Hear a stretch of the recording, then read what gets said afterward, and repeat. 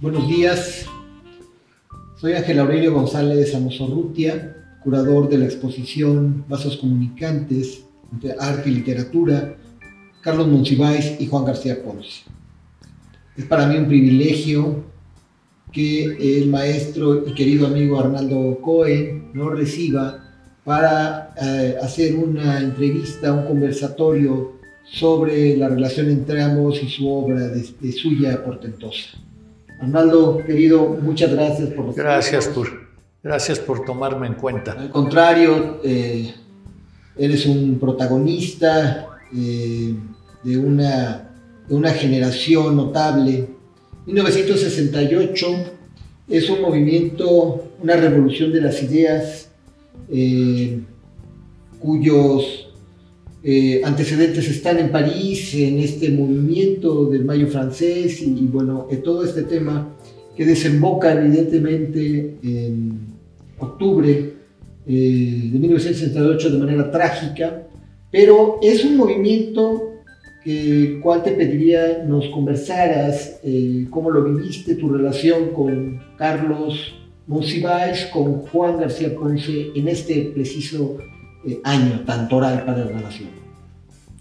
Bueno, me gustaría hablarte de eso más a fondo, pero en realidad yo llego a México de regreso como por el mes de marzo, que tuve una estancia en París por una beca del gobierno francés que me invitó a trabajar en París. Y de regreso pues me encontré pues ya con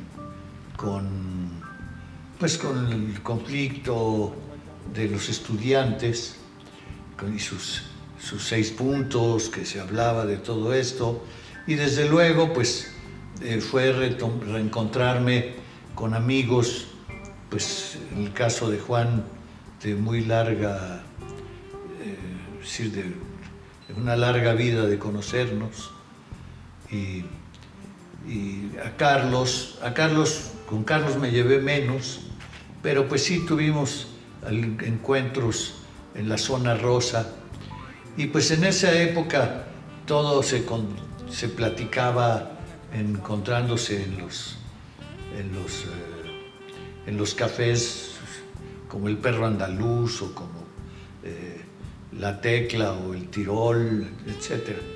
Todos los lugares que estaban en aquella época en la zona rosa.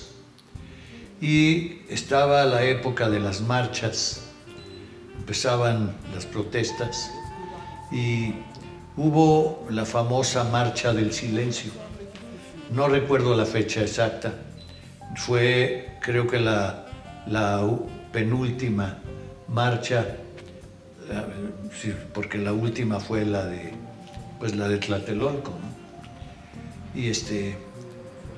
Y pues recuerdo, por ejemplo, que salimos Vicente Rojo, Manuel Felgueres, todos los que estábamos en la Galería Juan Martín y algunos otros, Fernando, y en vez de salir con pancartas,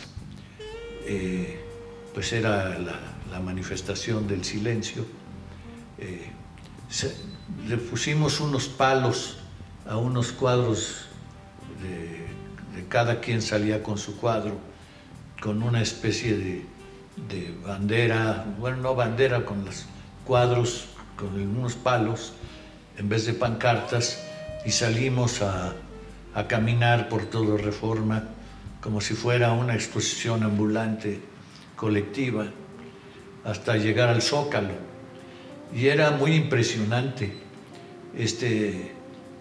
esta marcha donde se oían los pasos y donde se oía pues todo, pero la idea era ir absolutamente en silencio. Era muy impactante esa sensación de silencio con otro ruido. Y pues eso es lo que de alguna manera me tocó vivir, aparte de, obviamente, reuniones, de pláticas. Juan de alguna manera era un líder. Te digo, de Carlos estuve menos cerca, pero pues de alguna manera pues ya se conoce el protagonismo de Carlos Monsiváis, ¿no? Juan García Ponce también es un traductor. En esta época realiza la traducción de Eros y Civilización y El hombre unidimensional de Marcuse, que es toda una discusión sobre el Eros y la civilización, la sociedad industrial, el cuerpo y las relaciones.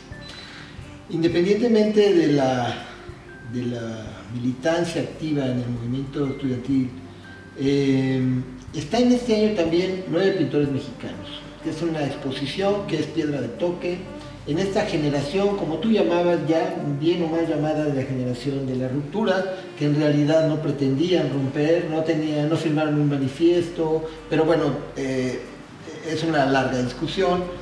Pero me gustaría, querido Arnaldo, que nos conversaras un poco sobre tus recuerdos, sobre tu opinión vista en el tiempo de esta exposición que se volvió mítica finalmente en la Galería Juan Martín, para marcar precisamente un punto de partida en entender el arte en este momento.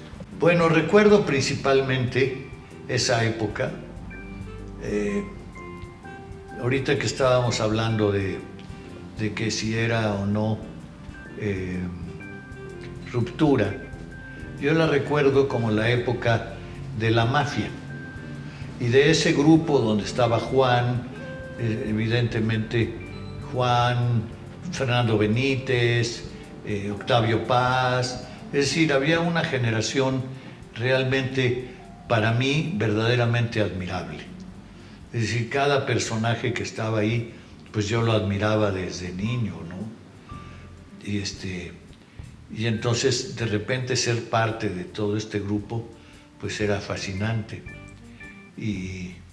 Pero recuerdo principalmente que en aquella época no pretendíamos romper con nada, sino que pues era simplemente expresarnos con libertad y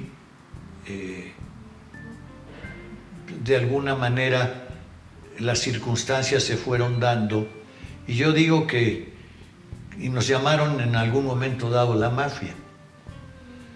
Entonces la mafia consistía realmente, y cada vez que con el tiempo lo recuerdo, en personajes que eran líderes. Principalmente uno de ellos era Juan, otro podría ser Salvador Elizondo, obviamente Octavio Paz, estaban gentes como Huberto Batis, que estaba muy amigo de Juan. En fin, todos éramos un grupo que éramos muy solidarios los unos con los otros.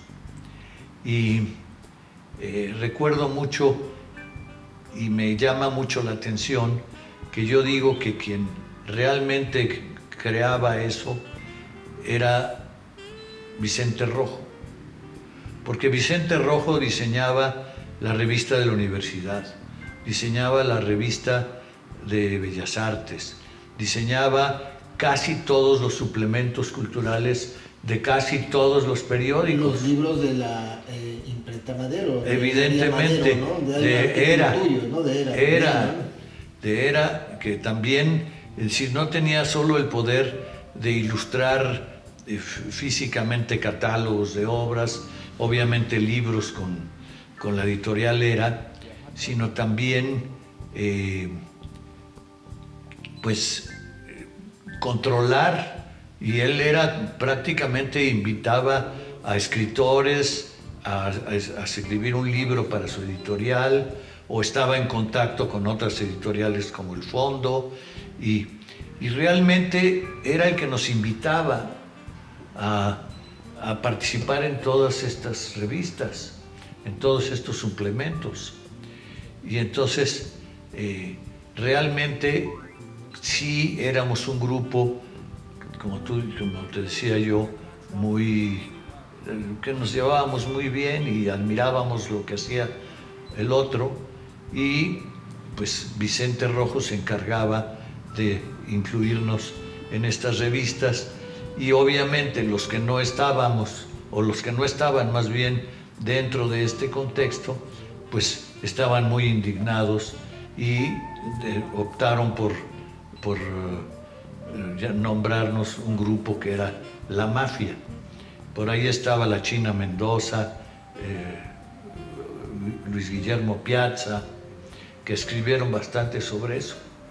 Y pues ahí estaba, de alguna manera, estábamos todos los que colaborábamos, y eran pues Juan García Ponce, con el libro de los 9 pintores, estaba Carlos Monsiváis, pues con su suplemento de, ¿cómo se llamaba? Por mi madre, Bohemios, y que era de la revista Siempre, siempre con ese sarcasmo y esa ironía y esa agudeza de Carlos, que era fascinante. Y pues realmente era un grupo que empezó a funcionar con artistas, pintores, pues que colaborábamos juntos, y si había una exposición, como se dio al principio de cuando se inauguró el Museo de Arte Moderno, que fue la primera exposición que nos dieron oportunidad a los jóvenes de estar en el Museo de Arte Moderno. Generalmente se le daba más importancia a la Escuela Mexicana de Pintura, con su famosa frase de hay que hacer un arte para el pueblo. Yo siempre estuve en contra de eso. Yo siempre prefiero mejor hacer un pueblo para el arte que un arte para el pueblo, ¿no? El pueblo se puede expresar claramente tal como es, y no se pretende que alguien le diga qué es lo que tiene que hacer. Claro. Por eso las galerías tomaron un papel tan preponderante, porque no eran espacios solo de comercialización, ¿no? Desde Galería Price, la Proteo, la Mirashi, ¿no? La Juan Martín, es decir, se convirtieron en espacios. Antonio Sousa también. Efectivamente, Sousa, ante los espacios copados, precisamente, ¿sí? Por el discurso nacionalista también exacerbado, que no admitía que la temible frase también de Gran Siqueiros, no hay más ruta que la nuestra, ¿no? Hay nada más castrante que eso, ¿no?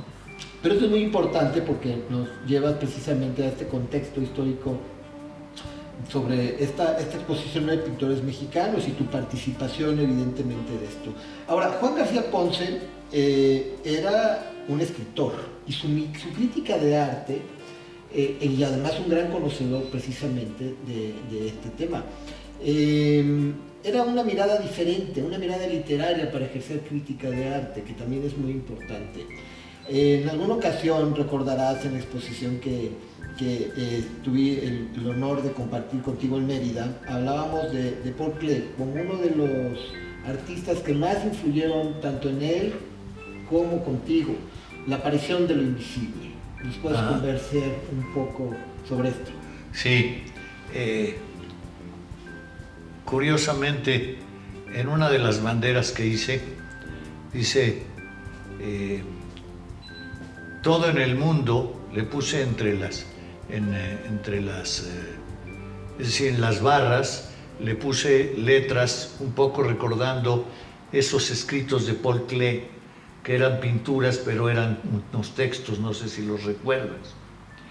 Entonces, ahí le puse una frase que encontré del Zohar, o del Zohar, que es la cábala judía. Y entonces me encontré una frase que dice, y la puse sobre una de las banderas, dice, todo en el mundo está dividido en dos partes, de las cuales una es visible y la otra invisible. Aquello visible no es sino reflejo de lo invisible.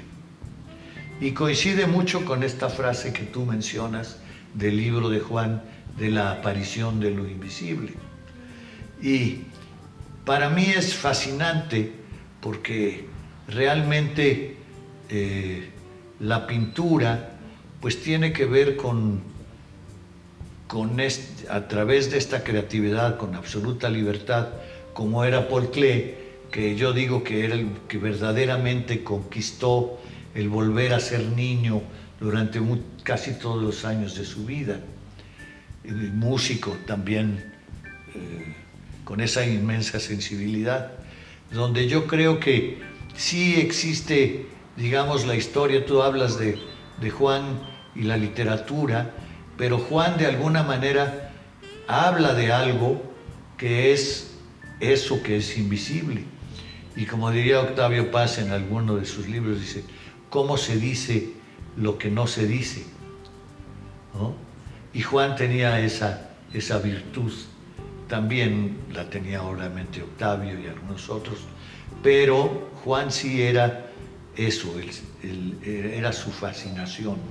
De su obra literaria, ¿qué libros te cautivaron más de la obra de Juan? Y también, llevando el tema con el querido Carlos Monsiváis, esas crónicas, esos momentos, ¿sí? ¿Cómo está su obra en ti? ¿Sí? ¿Qué impronta dejó la de ambos? Bueno, es que para mí está muy separado la parte de la crítica o de Juan escribiendo sobre arte y a una literatura que yo conozco desde muy joven, que es La Noche, que todavía escribió cuando estaba casado con, ¿cómo se llamaba? Conchita, ¿cómo se llamaba? Bueno, ahorita me acuerdo. Su primera esposa, que fue donde escribe sus obras del principio, y que para mí pues eran fascinantes porque era la cotidianidad de la vida que estábamos, porque yo te contaba de que pues yo lo conocí por su hermano joven, y entonces conocer a una gente que ya había escrito sus libros.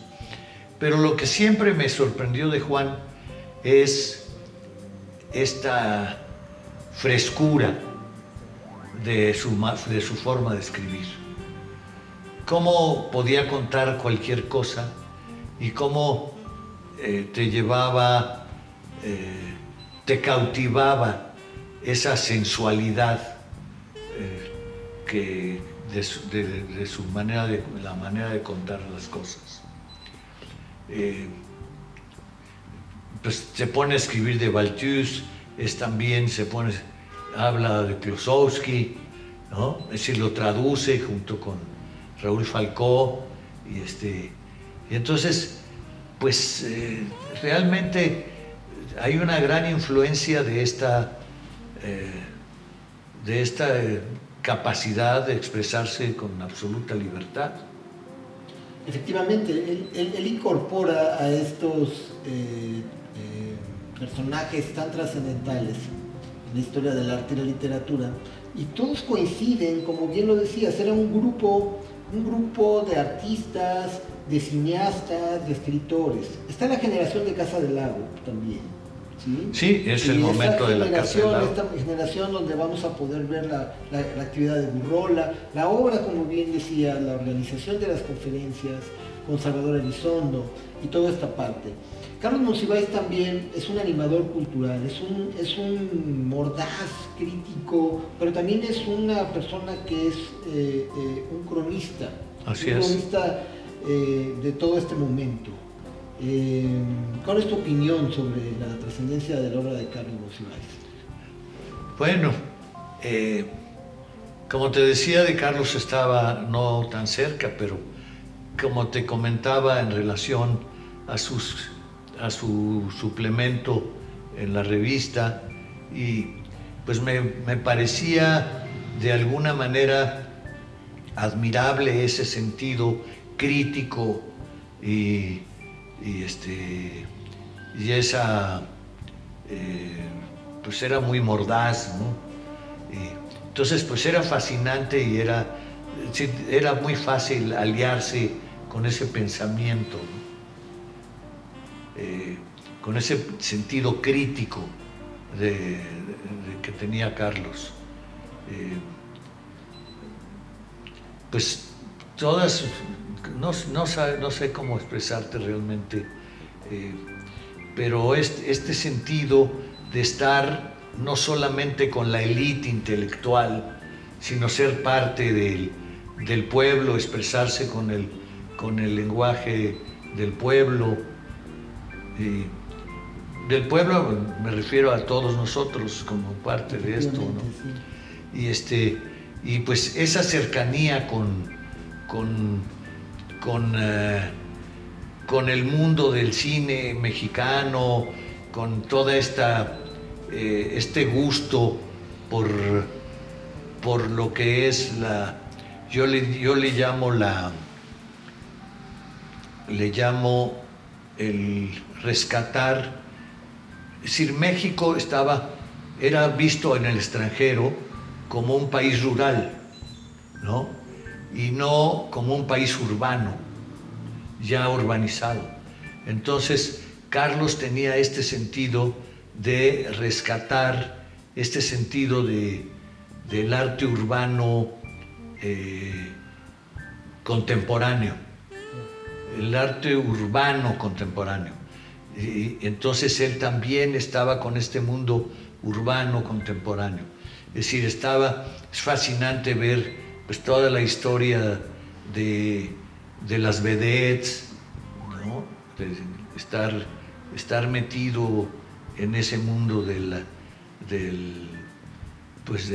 teatro de revista o de las películas mexicanas de actores, ¿no? Cómo resaltar al Tintán o cómo resaltar ¿cómo se llama? El cantante y actor Pedro Infante. Es decir, toda esta historia del cine mexicano y realmente revalorarlo, ¿no? Darle una vuelta y verlo de otra manera que es admirable, que se vuelve, es decir, como Gabriel Figueroa, ¿no? Cómo tiene una mirada, que tiene una identidad mexicana, y eso creo que es muy admirable de Carlos. Sí, y lo celebro mucho tu opinión.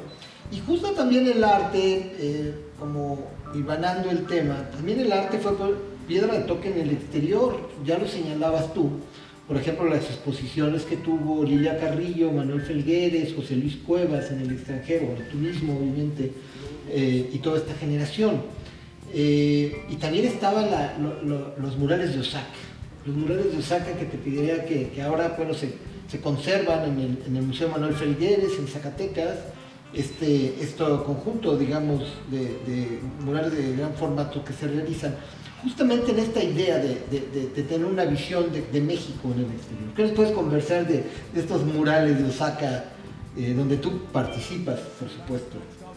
Eso es algo que yo recuerdo con mucho entusiasmo y cariño a todos los que participaron. Fuimos 11 pintores. Te los puedo enumerar como los recuerdo entrando a esos pasillos que estaban, mientras los estábamos pintando en la fábrica de Bajo Alfombras de los García Ponce. Sí. Entonces ahí se reconstruyó con telas de enorme tamaño, de 7 metros de ancho por 5,50 de alto, y que cada uno tenía un quehacer, pero era fascinante trabajar todos juntos. Recuerdo y de entrada estaba Peláez, que quedaba hacia un lado superior, porque no era un mural, era fragmentos por la conformación de este diseño que hizo estilo Bonampak, el arquitecto Agustín Hernández, para el pabellón de México en Osaka. Y entonces se reconstruyó como si estuviéramos pintando en el lugar.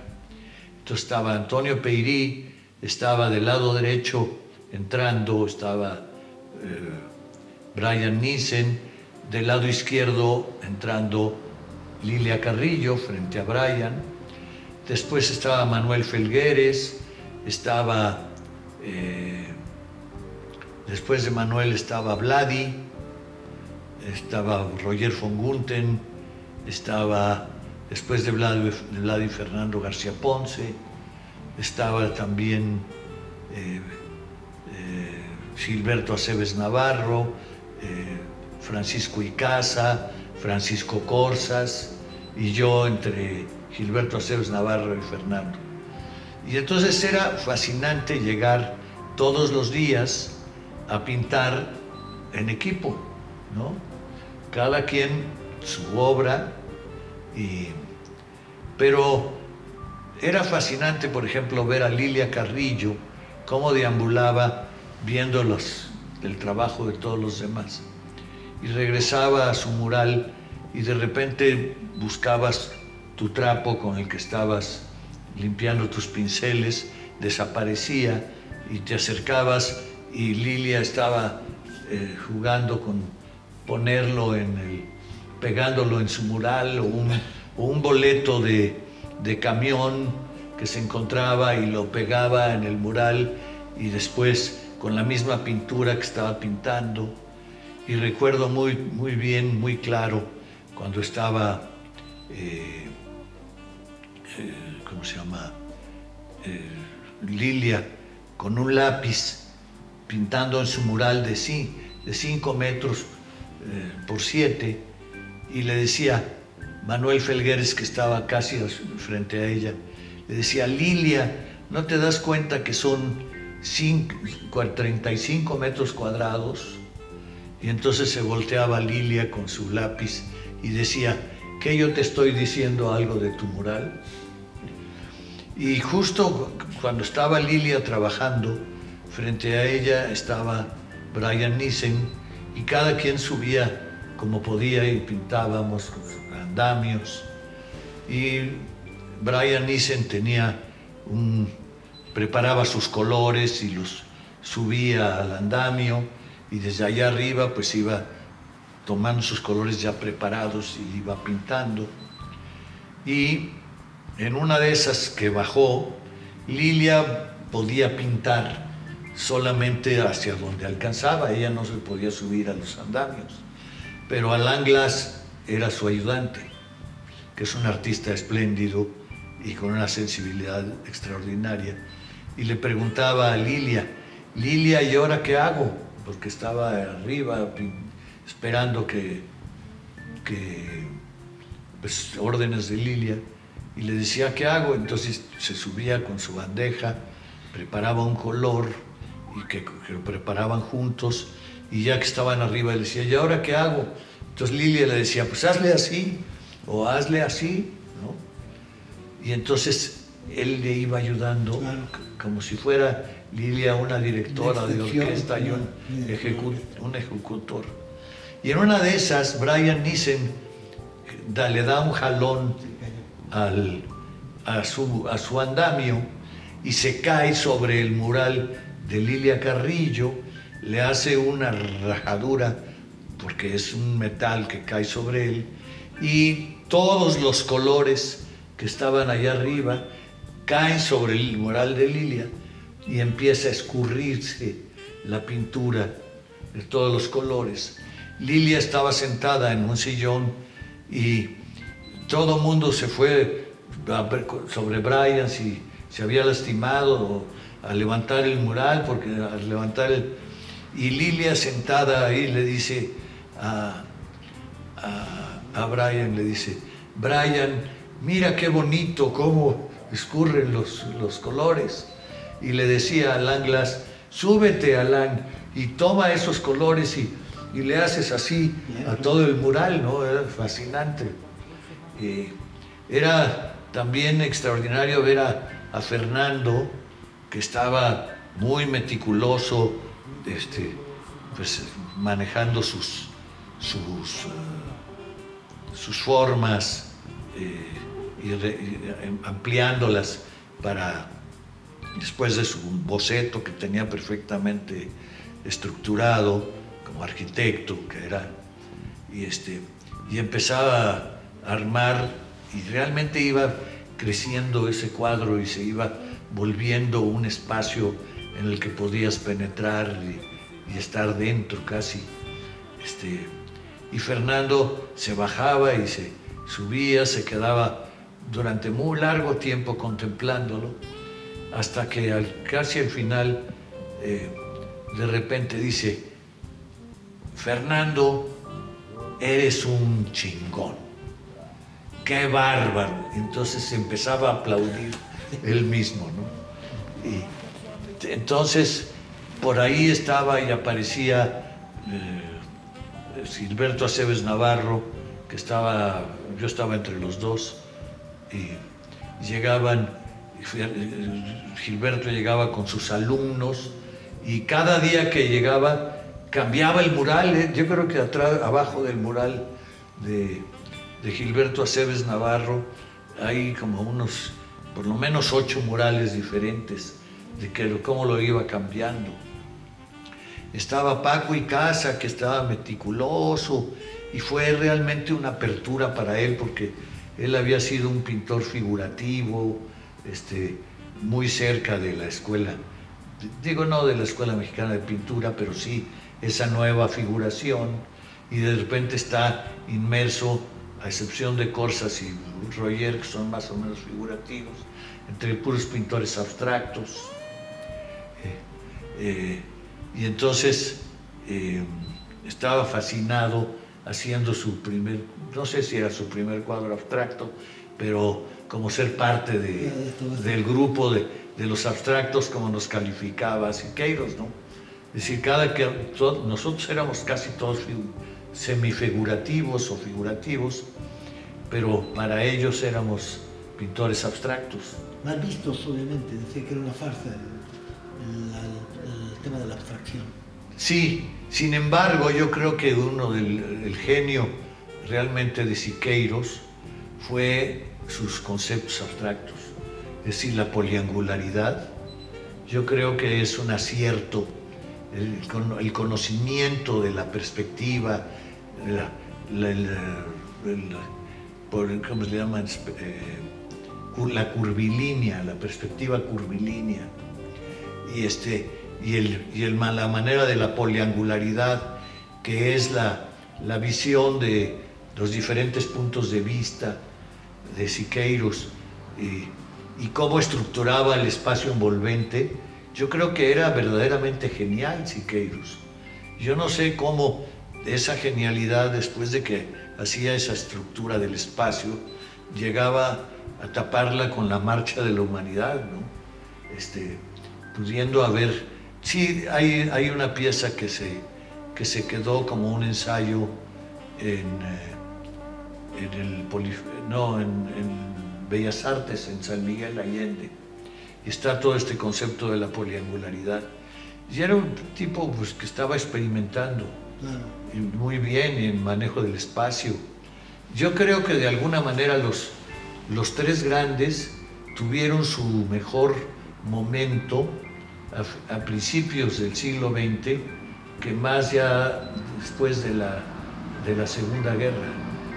Yo creo que todo su momento de experimentación, Diego Rivera con el cubismo, Siqueiros con este concepto de la estructuración del espacio, y Orozco con este sentido y esa fuerza del expresionismo, eran geniales. Y ustedes recibieron toda esa influencia, ¿verdad? Toda esa influencia. Yo asumo. Su obra en sí es... Yo asumo que mi admiración por Siqueiros, y el mismo Rufino Tamayo, que fue... Había un maestro en todos nosotros que, como tú lo mencionaste, era Paul Klee. Porque Tamayo tiene mucho de Klee, ¿no?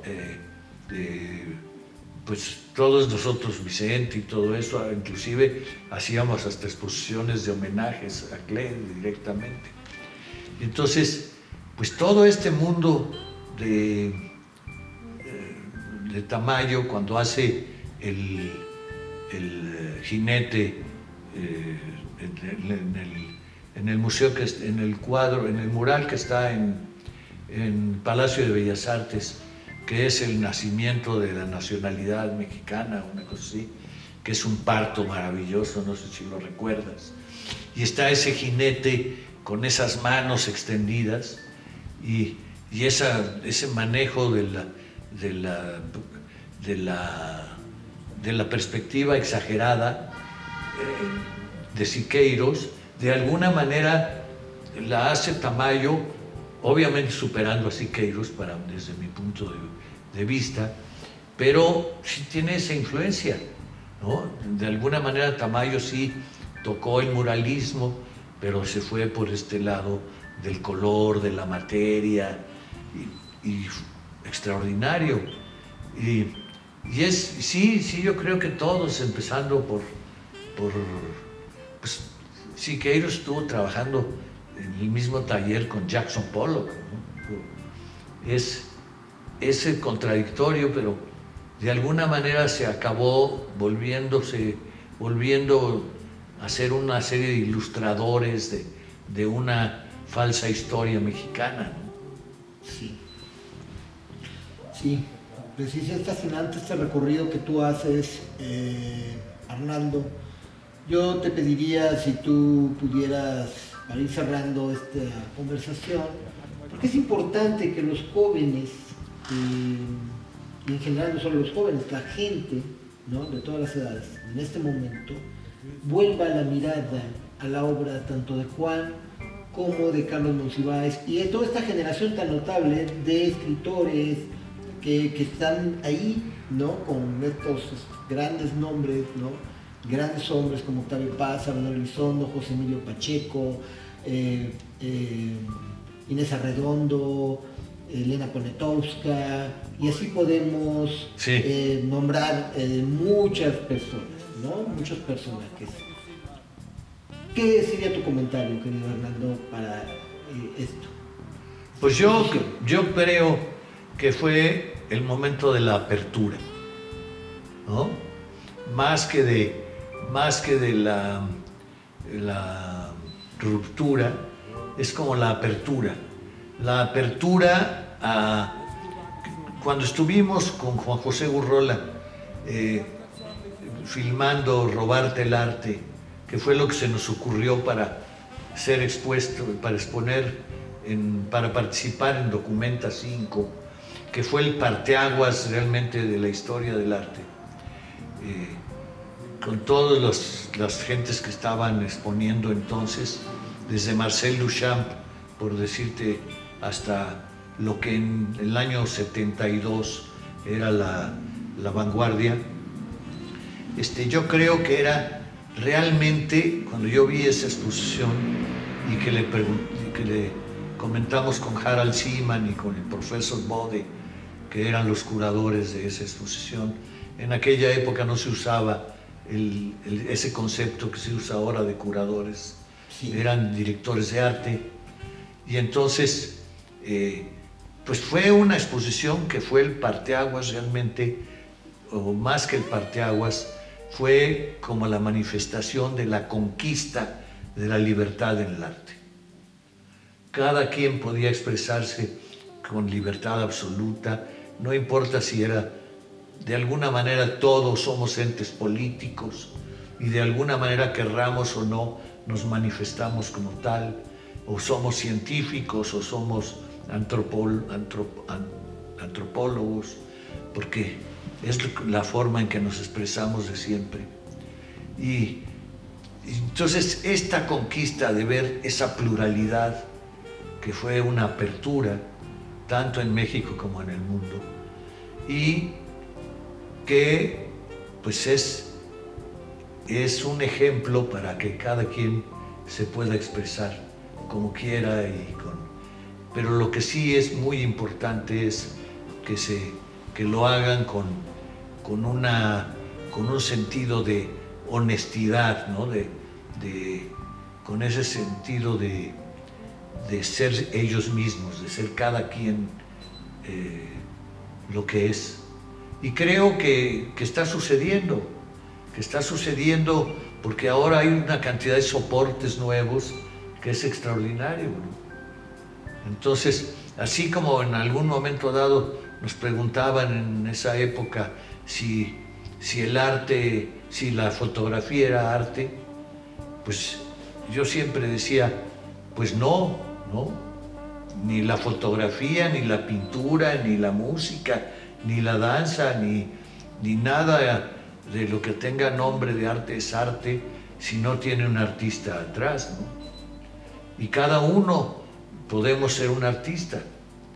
No importa si nos expresamos a través del lenguaje hablado o de la danza o de la música, pero creo que lo más importante es encontrarse en la libertad. Y tenemos muchos ejemplos de muchos artistas de lo que ahora le llaman arte contemporáneo. Siempre los títulos se encajonan y desafortunadamente se vuelven ismos y unos contra otros.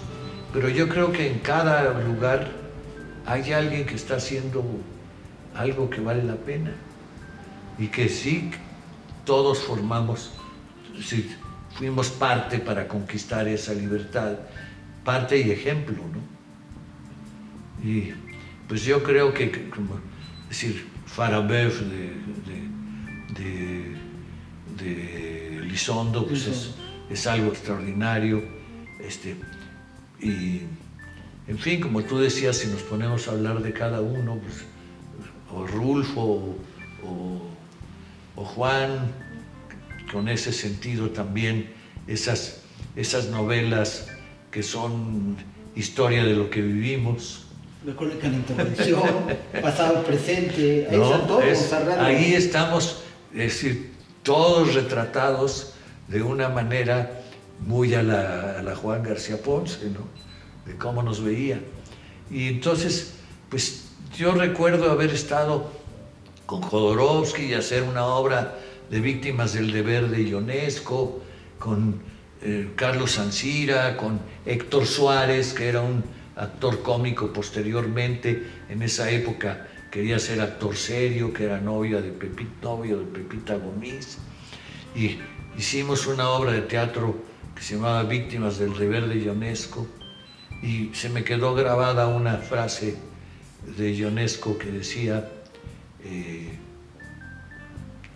no hay nada nuevo bajo el sol, sobre todo si no hay sol. Magnífico. Jodorowsky también importantísimo, Hernando. Hombre. Recordarás en Las Fábulas Pánicas. Sí, y estos murales, el Topo, y estos murales que hacía el maestro Felgueres. Claro. En el Deportivo Bahía. Exactamente. En el Cine Diana, que también es una nueva forma, un nuevo muralismo también de Manuel Felgueres. Claro. Muy cercano. Claro. Y que es, por ejemplo, ahí estoy yo en desacuerdo. Es decir, yo recuerdo la inauguración del cuadro, de la pintura, del mural del Cine Diana, y rescataron una estructura en donde era algo brutal, ¿no? Era arte povera, era arte de encontrar materiales y trabajar con ellos, y de repente sacaron una estructura muy limpiecita y la colgaron ahora en el MUAC, y perdió toda esa fuerza. Deberían volverla a meter en esa estructura.